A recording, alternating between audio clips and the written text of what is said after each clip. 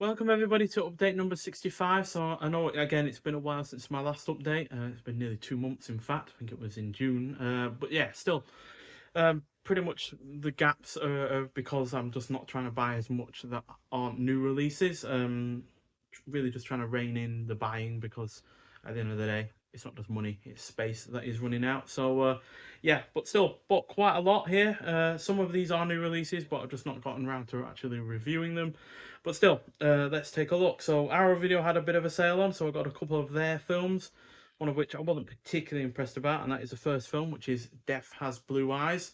So directed by Nico Masterakis, who is a Greek director. He recently had a box set of his films released by Arrow Video. Again, not particularly interested in that. Thought this might well be good, but it's not really. It's a decently entertaining mix of its genres, but overall not particularly great. But surprisingly, did get the limited edition version with a booklet, which, considering this was released in 2021, I'm surprised still has a booklet actually going for it. But then again, it's probably because it's not a massively popular film. But at least it's short. And inside the booklet, you got contents, you got your cast and crew, then you got Nico Masterakis, The Greek Tycoon by Julian Granger, and then about the transfer. So yeah, it was actually restored by the director himself, so at least it's got that going for it. But yeah, not a particularly great film. And then we've got a decent slasher from the 80s, Phantom of the Mall, Eric's Revenge. Fairly decent slasher, not as great as the best of the genre from that decade, but still a fairly good one, and certainly a lot better than some of the other efforts from that period. Then we got a TV movie, which I didn't realize was nearly, well, actually around 3 hours long, actually 3 hours and 6 minutes long. So again, I've not got around to watching it yet, but it's Frankenstein: The True Story. This was released by Fabulous Films, who I've bought many from before. And yeah, unbeknownst to me, this actually comes with a poster, but yeah, I am looking forward to getting around to it. I just haven't had the time to watch a more than 3 hour film. So yeah, that's the unfortunate thing when it comes to buying films, is actually getting around to watching them. But yeah, we do get a poster with this, which is actually really rather nice. So we get the new artwork on one side, which is in portrait, which is cool. And then we get a landscape version as well of the original poster, or thereabouts, I believe. But yeah, I like the border that's got going on with it. And yeah, as you can see, it's quite ginormous. So yeah, looking forward to eventually watching that. I have heard really rather good things about it from people that I trust on the likes of Letterbox. So yeah, I am looking forward to finally getting around to that. Then we've got a new kind of effort from Screenbound, who don't typically put out that much. I think this was a new venture for them, but seems to have fallen by the wayside a little bit because the other film that was supposed to be released alongside this, The Green Cockatoo, got cancelled. Not sure why. I know it still came out on DVD, but it never came out on Blu-ray for whatever reason. But still, at least we got Jigsaw, which is a fairly decent yeah, police procedural from the early 60s, I believe. 62, yeah, and it's set in Brighton. So yeah, nice little bit of a whodunit from yeah, the early 60s. Nothing spectacular, but a fairly decent film. And yeah, it's nice to see that these films are getting a release. But because obviously the other one didn't get a release, I think the 1-2 punch that they were hoping to happen just didn't happen. And yeah, I'm not seeing anyone talking about that. So yeah, it's a bit of a shame, really.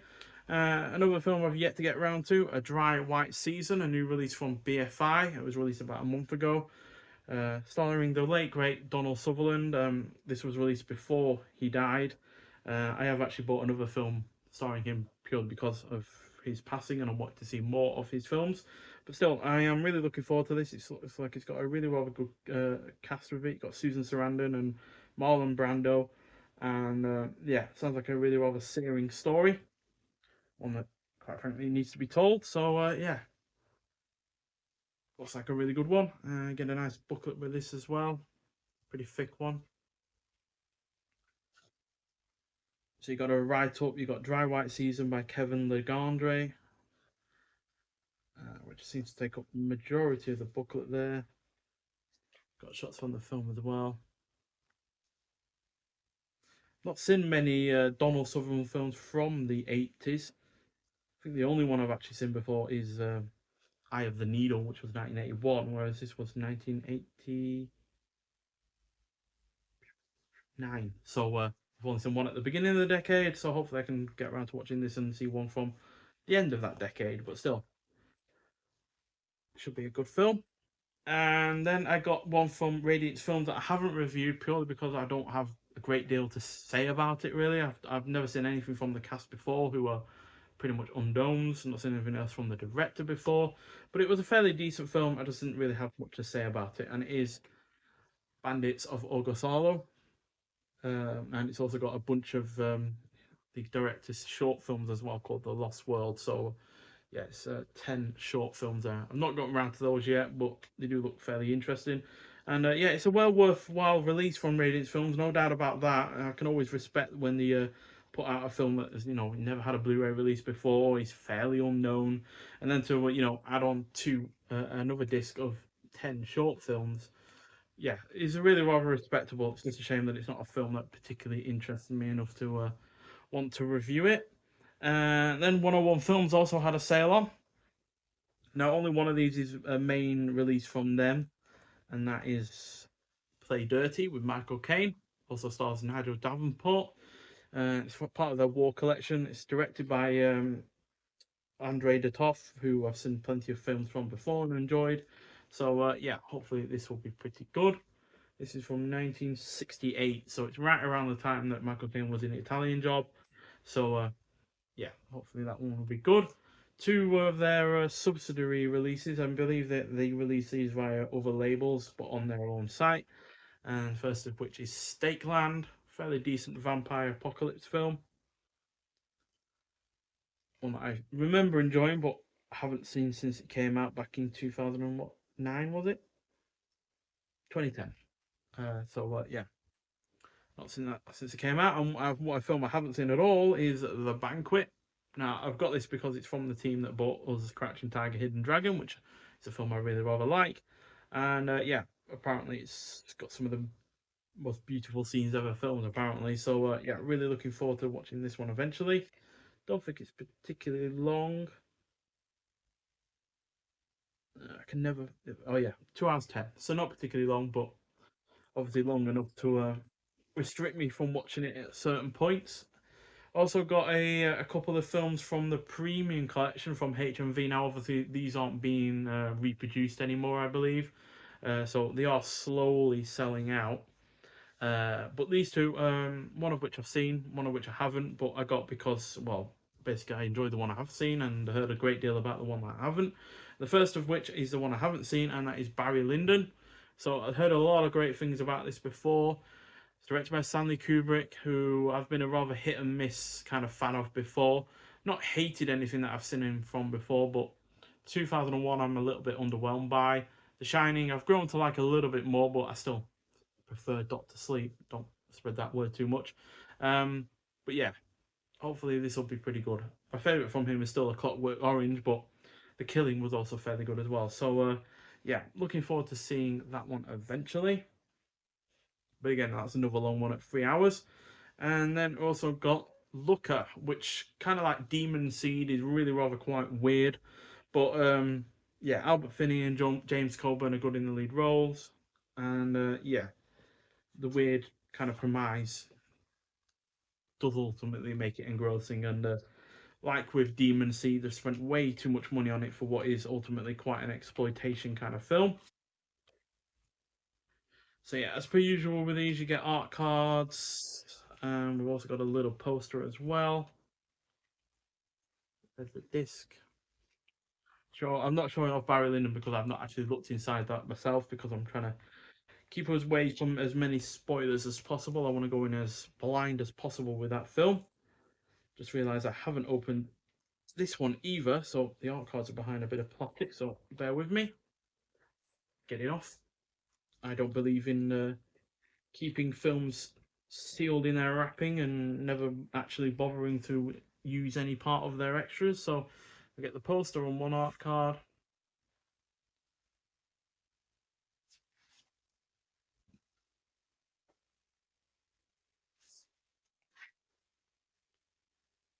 So yeah, quite a weird film, but an enjoyable one regardless. And then we get a poster as well, which has the original artwork on it with all of the credits, with the tagline as well. If looks could kill. A rather good song by Heart, that is, by the way. Oh, and I think Motley Crue did a song called that as well. So yeah, quite a cool poster, and yeah, a fairly solid film. Not brilliant by any means. Don't get me wrong. There is issues with it, but yeah, it's one of the few films that Michael Crichton actually directed. Obviously, he did earlier films than Looker, but yeah, really rather enjoyable film overall. Then I got one from 88 Films. Not a great film by any means, but a fairly solid release, and it is The Body Stealers. So this is part of their Criterion Collection, which I believe was a studio in the 60s and 70s in the UK, and they're releasing a lot of their efforts, to be honest. So yeah, it's a decent enough effort, but it doesn't go quite far enough with its premise, probably because the budget wasn't particularly high with these lesser known studios. But yeah, do get a nice slip cover, do get a nice booklet with it as well, which inside has a poster I'd like to have, but it unfortunately doesn't come with one. Uh, Although I like that poster as well. I don't know. Yeah, I like that poster as well, to be honest. But inside you got Tony Tenser, The Godfather of British Exploitation by John Hamilton, which I think is the whole thing, to be honest.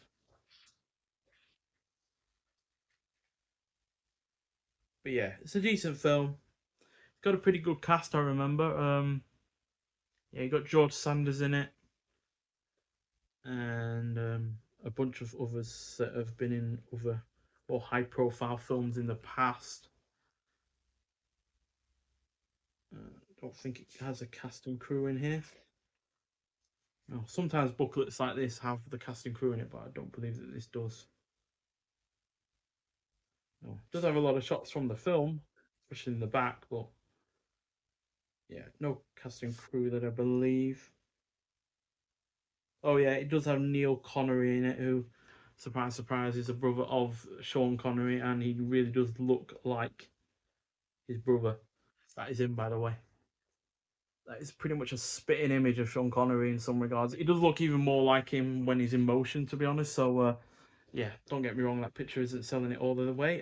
Then we got a bunch of new films from Studio Canal via their Vintage Classics line. 3 of these are new, 2 of these are bought on sale. There were 2 for 15. So yeah, first of which is Murder by Decree, stars Donald Sutherland. That's the film I was mentioned earlier. But it's also got Christopher Plummer and James Mason.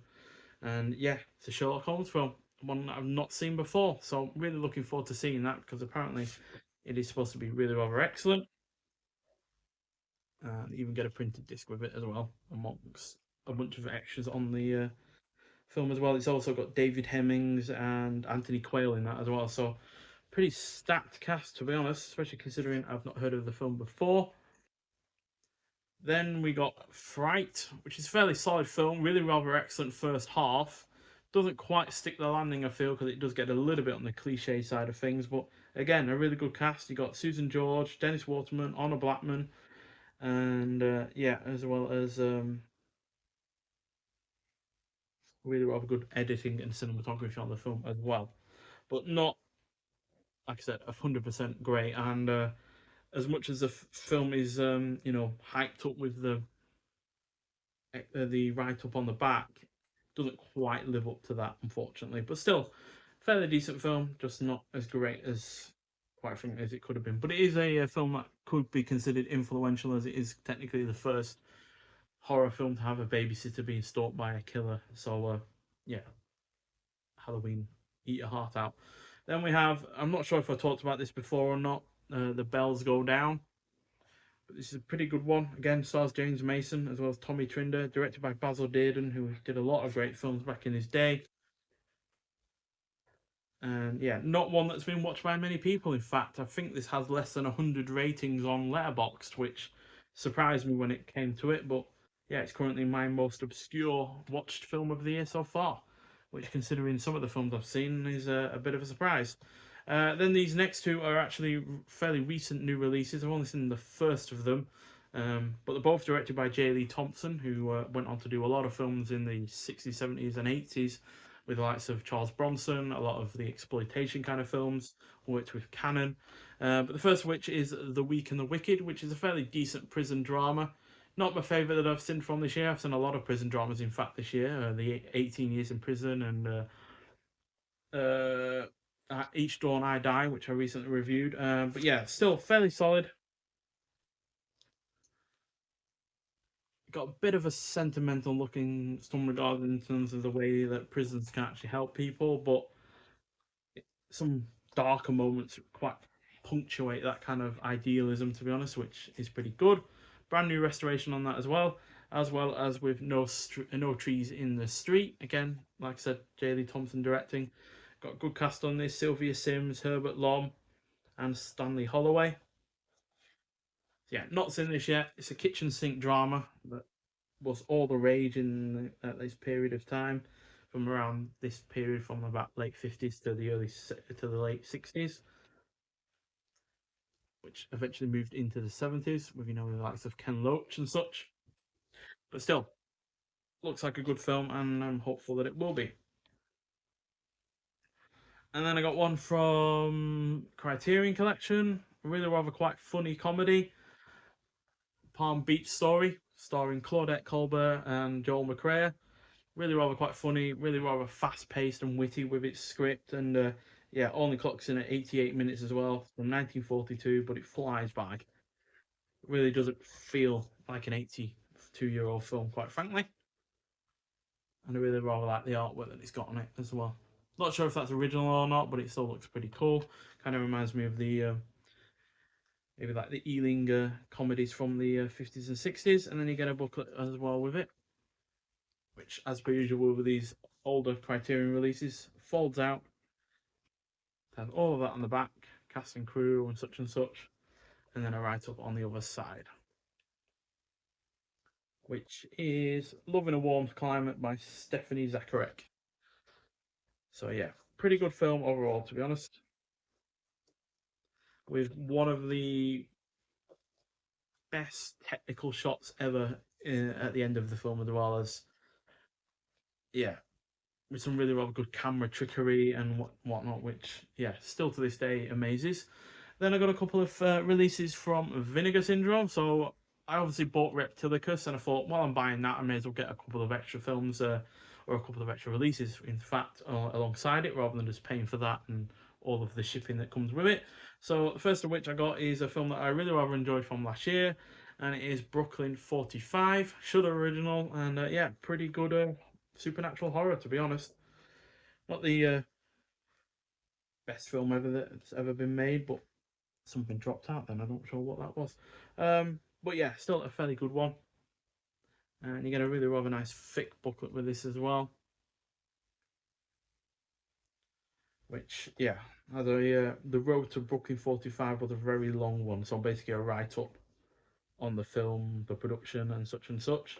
So yeah, it's from the director that did 2015's We Are Still Here, which I really rather enjoyed, and that's the main reason why I got this. So yeah, and it more than lived up to that film.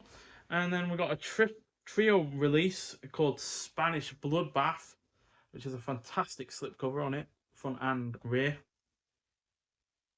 Fortunately, the films aren't quite as great as the artwork suggests. Not saying that any of them are bad. The first two I gave 3 stars out of 5, and the third I gave 3.5 out of 5. But yeah, nowhere near as good as I anticipated, to be honest. So yeah, we've got Night of the Skull, Violent Bloodbath, and The Fish with the Eyes of Gold, which, yeah, has the most Giallo-like title. Although apparently they are all Giallo films. Although I didn't really get the feel of that until the third one, which kind of fits with the title and such. But they're all on their own individual discs. The transfers look fairly solid, and yeah, at least the artwork on the outside is pretty great. But that's, to be honest, the best thing that it's got going for it, in all honesty. And finally, I got a bunch of 4K releases. So some of these are new, some of these are not. So first of which is Rio Bravo, easily one of the better westerns from the 50s, I believe this was, yeah, 1959. So right at the end of the decade.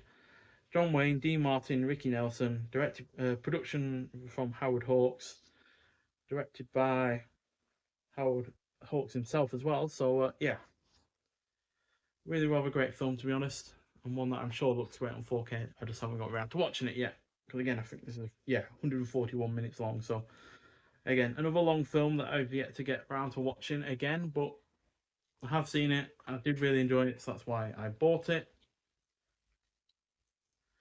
And then we've got a new release on 4K. One of my favourite films of the year, in fact. In terms of similar films, I certainly slightly enjoyed it more than Deadpool and Wolverine, and that is Boy Kills World, which is an extremely hyper-violent film, as you can see by the fact it's rated an 18, whereas Deadpool and Wolverine is only rated a 15 over here in the UK. And yeah, unfortunately, did not do particularly well at the box office. Kind of gone under the radar, to be honest, which is surprising given it stars Bill Skarsgård, who I thought was a high-profile actor, to be honest. But unfortunately, that did not seem to matter one bit. Only got the 4K disc below with this one, no Blu-ray here, but that doesn't really matter to be honest. So yeah, really rather excellent film I found. Really funny, action-packed, great cast, and yeah, generally quite engrossing. Then I got one of the better films from last year that, quite frankly, had no every reason not to be, and that is Dungeons and Dragons: Honor Among Thieves. Yeah, really enjoyed this, but again, like Boys Kill World, did not do particularly well at the box office. Did better than Boy Kills World, no doubt about that, but whether or not it's done well enough to, justify a sequel or anything like that, I don't know. But which is a great shame, really, because yeah, like I said, really, really fun film, entertaining, funny. Again, great cast. Again, did not seem to do particularly well. Then we've got a couple of older releases. First of which is Angel Heart with Mickey Rourke and Robert De Niro. Yeah, been a long time since I've seen this, but I remember enjoying it. I know full well I enjoyed it because I gave it a 4 out of 5 rating on Letterboxd. But again, been a while since I've seen it, but I'm gonna definitely rewatch this for Halloween, which is the perfect time to rewatch any horror films you've not seen for a while. So yeah, I'll definitely be giving that a rewatch at some point. And then a pretty all-round solid film. Probably one of my favourites of the year in terms of first-time rewatches that were released before this year, and that is The City of Lost Children. And yeah, really rather quite weird film, but a really fantastic kind of production design to its score, great cast. Really rather reminding me of Bioshock in terms of the way that it looks and comes across in terms of the design. And yeah, it's got a really rather good I can't remember how you call it, but basically when objects move against one another and they set a chain reaction off, that kind of thing. It's got a really rather excellent scene like that in this, which starts off with one teardrop from a girl and ends up resulting in a whole boat crashing into a pier. So yeah, really rather fantastic film to be honest, and seemingly highly underrated. Don't think this did particularly well at the box office at the time.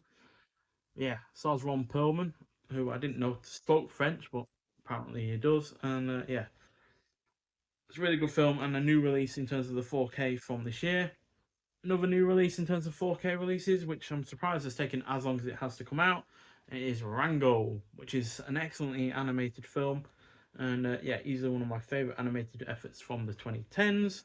Not seen it since I got it though, or since it was released. So yeah, I am looking forward to revisiting it. It's certainly one of my favourite Gore Verbinski films. Certainly remember preferring it to the Pirates of the Caribbean films for starters, but still, looks like a fairly solid release in terms of the 4K from what I've seen. But again, another film that somewhat underperformed at the box office. And finally, can't remember if I've talked about this already or not, but yeah, it's another new 4K release or thereabouts, and that is Team America World Police. Everybody needs a montage. 20th anniversary limited edition, first time ever on 4K. Wouldn't say it's necessary to have it on 4K to be honest, but since I don't even think this had a Blu-ray, then yeah, you've got no other option but to get it on this one. So yeah, does come with a Blu-ray though on it as well. Not aged particularly well in certain respects, but still got really rather highly respectable production to it because it can't have been easy to have done all the puppetry and the miniatures and stuff. And the miniatures themselves are absolutely excellent as well, especially when it comes to the action scenes. And yeah, it's got a beautifully violent final fight scene to it as well. So yeah, there we go. That was a bit of a long video. That was more than 25 minutes, but yeah, massive amount of films there, because obviously it has been not just a while since you know, the last update, but also obviously there's been a lot of sales on our video studio canal. HMV have also had sales on either for the premium collection or for their 4Ks. So yeah, and obviously 101 Films had a sale on. So yeah, been a lot of sales on, but a lot of worthwhile films in terms of getting them. And yeah, plenty of films here that I've really rather enjoyed either in the past or since actually buying them. So yeah, but nonetheless, if you have seen any of these films before, I'd like to hear your thoughts on them. But thank you for watching, and I'll see you in the next one. Bye.